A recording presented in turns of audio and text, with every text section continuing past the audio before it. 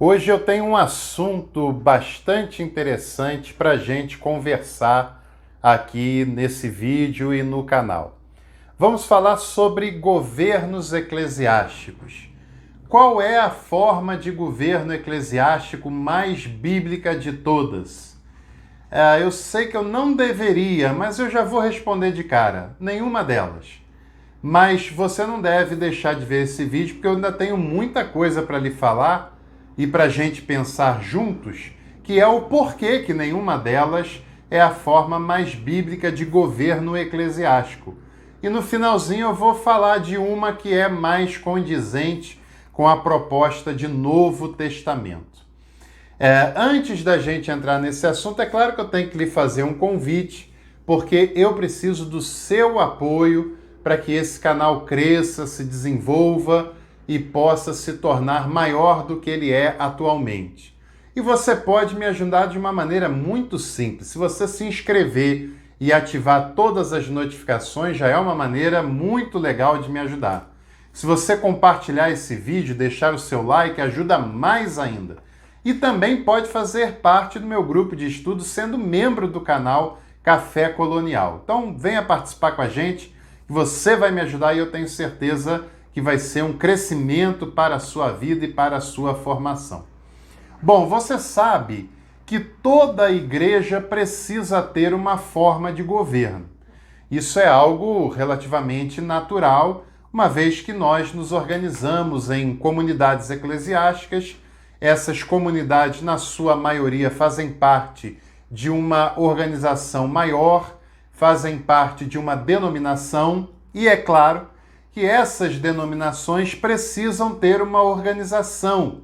Primeiro, uma organização jurídica, um CNPJ, precisam responder diante das leis do país, precisam ter responsabilidade, responsabilidade fiscal, responsabilidade econômica, responsabilidade que é o ajuntamento de pessoas num mesmo lugar. Precisa ter uma organização eclesiástica, pastoral, uma organização que faça com que essa denominação funcione e as igrejas locais também funcionem, seja internamente ou seja, dependendo do modelo, em harmonia com a denominação da qual ela faz parte.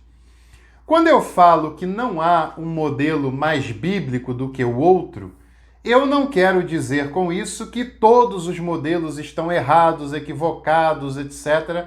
Porque não, eu só estou dizendo que essa não é uma discussão bíblica.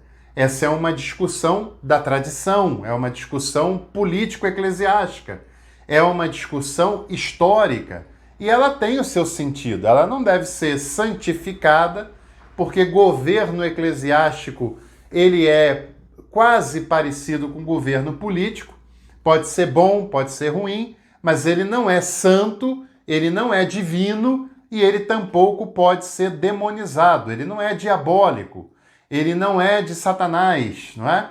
Ele é um governo humano, necessário, uma vez que as denominações se organizem assim, e ele pode gerar situações virtuosas ou situações não virtuosas, depende dessa estrutura, dos seus objetivos, mas é claro, quanto mais estruturado uma coisa é, mais engessado ela fica. Quanto mais engessado um governo eclesiástico é, menos espaço para a ação do Espírito ele tem.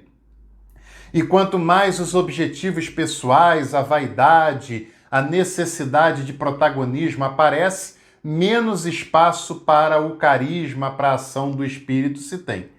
Quanto mais o poder cresce, mais o carisma diminui, aproveitando as falas do livro do Leonardo Boff, a igreja na sua relação de carisma e poder. Bom, no Novo Testamento não há um modelo eclesiástico definido. Primeiro porque Jesus não abre igreja nenhuma, não funda nenhuma igreja. Segundo porque, logo depois, no Novo Testamento, as igrejas ainda são muito comunitárias, são igrejas que se reúnem em casas, em lares, informalmente, não tem muitas cerimônias, não tem uma estrutura eclesiástica muito definida, nem tampouco um ministério ordenado propriamente dito. São ministérios baseados no carisma, ministérios de homens e de mulheres, tinha até apóstola nisso, e ministérios que são muito mais espontâneos e reconhecidos pela comunidade do que formalmente constituídos. E essas comunidades também eram pequenas, eram comunidades de 20, 30, 40 pessoas. Portanto, a igreja também não sente necessidade dessa estruturação de modo tão claro assim. Agora, há citações de bispo, de presbítero, de apóstolo, de apóstola, de diáconos, diaconisas, missionários, mas são funções muito mais espontâneas, pontuais para servir, do que cargos eclesiásticos ordenados e bem definidos. Na verdade, essa estruturação ela vai começar a partir da virada constantiniana do IV século. A igreja era perseguida. No Edito de Milão de 314, um dos pontos dá conta do fim das perseguições por parte do império aos cristãos. Muitos dizem que Constantino se converteu, mas ele não se converteu. Ele foi batizado como ariano no leito de morte, mas ele resolveu, por vários motivos políticos, inclusive, de que os cristãos não seriam mais perseguidos nos seus territórios, que era quase o mundo inteiro daquela época. A partir desse momento, e mais à frente ainda, no século IV, com o imperador Teodósio, o cristianismo se tornará a religião oficial do império.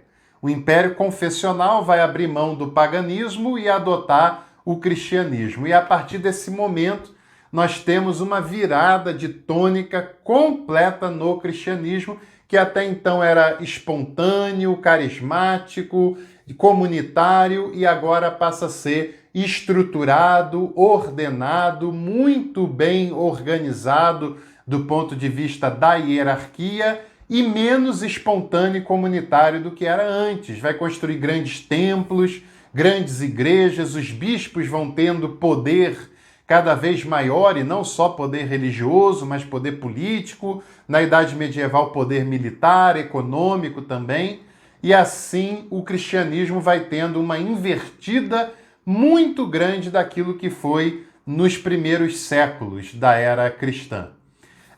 E aí vai chegar, por exemplo, na Reforma Protestante. Até então o que vigorava era o modelo episcopal da Igreja Católica Medieval, e na virada protestante, na Reforma Protestante do século XVI, abre-se o caminho, até para fugir do catolicismo, para outros modelos religiosos, como o congregacionalismo e como o presbiterianismo também, embora algumas tradições da Reforma mantenham o governo episcopal.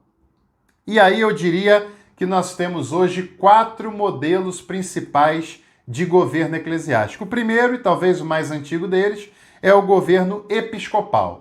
O governo episcopal é um governo centralizado, é um governo que tem a figura do bispo, e esse bispo ele é quem superintende uma determinada área, uma determinada região, uma determinada diocese. Esse bispo ele pode ser nomeado por uma autoridade maior do que a sua, como por exemplo no catolicismo, ou ele pode ser eleito por um concílio, como por exemplo nas igrejas de tradição metodista. O governo episcopal ele também pode ser autoritário, pode ter um governo supremo dessa liderança episcopal, como por exemplo igrejas neopentecostais que adotam o governo episcopal, o cargo de bispo, como ele pode ser um governo ainda que centralizado, mas que você tem o bispo como uma figura de unidade da denominação, pelo menos na teoria, como uma figura representativa e simbólica dessa denominação, e ter espaço para a democracia, para a troca de ideias, para a troca de propostas, como geralmente acontece nas igrejas de tradição metodista, em que elas são governadas, embora tenham bispos, mas elas são, na prática, governadas pelas decisões dos concílios gerais dessas denominações, e o bispo é alguém que tem o dever, ele foi eleito e ele pelo concílio e ele tem o dever de cumprir as decisões conciliares. Nós temos também o modelo congregacional, que é adotado por igrejas como a Igreja Congregacional, como o nome diz, igrejas batistas, em que a congregação local ela tem a autonomia de decidir o seu rumo, o seu futuro, seja a nível de programação, de horários, seja a nível de ordenação ou não de alguém ao ministério pastoral, seja na escolha do seu pastor, de mantê-lo, de tirá-lo e contratar outro. Enfim, a igreja local no sistema congregacional, ela tem autonomia para debater as suas causas, para decidir as suas questões, as suas doutrinas, os seus costumes, programações e liderança também. E ela, embora tenha uma organização denominacional, mas a igreja local ela é autônoma para decidir. Por exemplo, pode ter uma denominação que não aceite o ministério feminino e uma igreja congregacional decide votar internamente em ordenar uma mulher ao ministério pastoral. Pode ter uma denominação que, por exemplo, não aceite a recepção de membros homossexuais e uma igreja local decide em assembleia que ali naquela igreja local eles serão recebidos como membros da igreja, é a autonomia da igreja local. E tem também o modelo presbiteriano, em que há uma organização local, uma liberdade local, mas tem ali pessoas eleitas, nomeadas pela igreja local para representar aquela igreja numa esfera maior daquela denominação, que é chamado presbitério, que reúne os presbíteros e pastores das igrejas locais de uma determinada região, e esses presbitérios formarão um sínodo, e no país inteiro o Supremo Concílio é o caso da igreja presbiteriana. E tem também, aliás, antes de falar do quarto modelo, esses três modelos, eles têm as suas qualidades e têm também os seus vícios. Por isso que não dá para dizer que nenhum deles é santo, nenhum deles é vontade divina, como nenhum deles é diabólico, é feito pelo diabo. Porque são governos eclesiásticos, são governos humanos, e eles têm as suas qualidades e têm também os seus vícios. E isso nós devemos ter clareza e equilíbrio nessa questão. E tem uma outra forma de governo, uma quarta forma de governo, que é a forma autocrática. Muitas vezes igrejas locais que não estão relacionadas em denominação nenhuma, são igrejas únicas, são igrejas isoladas e que o pastor funciona meio que como um dono da igreja, como um líder supremo daquela igreja, como se a igreja fosse dele, e na prática é mesmo, e ele toma as decisões. Se alguém questionar, tem problemas sérios com essa liderança.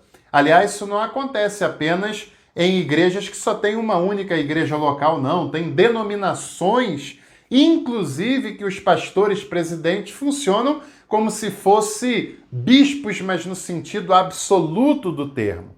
Denominações cuja liderança funcionam como um monarca, como uma monarquia absolutista, em que esse líder se estabelece no poder, governa aquela igreja de modo supremo e ele fica no poder até a sua morte, ou até a sua aposentadoria, ou até quando ele quiser, e quando ele sai, ele já tem o seu sucessor preparado, que muitas vezes pode ser um filho, um genro ou uma pessoa da sua mais inteira confiança.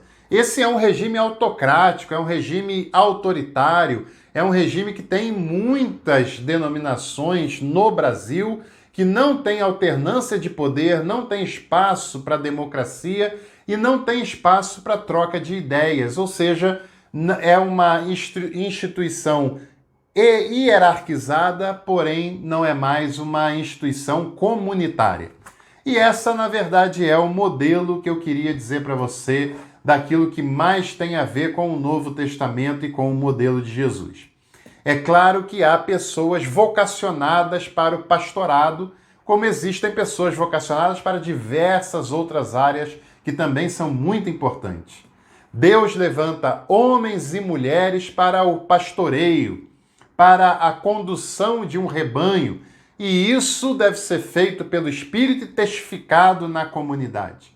E o modo de governo mais adequado com isso, com o carisma, com a ação do Espírito e com o Novo Testamento, é um regime democrático, um regime de participação comunitária. Aliás, não só participação na hora de dar opinião, na hora de dar alguma fala, na hora de ser contra alguma coisa, mas também na hora de compartilhar das responsabilidades da igreja, na manutenção da igreja, no trabalho da igreja, na expansão, se for o caso, da igreja, na conservação da igreja, em responder pela igreja. O governo que mais tem a ver com o Novo Testamento, independente se terá bispo, presbítero ou se será congregacional, é o regime de democracia, e todos nós devemos entender que na igreja, seja qual for a forma que ela tem, o nosso papel é comunitário. Todos nós devemos ter liberdade para fazer parte de fato dessa igreja, com sugestões, comentários, participações, mas todos nós também devemos ter responsabilidade com essa igreja, seja financeira, seja na mão de obra, seja em zelar por ela, seja em responder por ela, porque a igreja é uma tarefa e um problema de todo mundo que a compõe. E eu espero, é claro, que esse vídeo tenha lhe trazido alguma instrução, algum ensinamento. Se você gostou, compartilhe e deixe o seu like nesse vídeo. Fique bem e até a próxima oportunidade.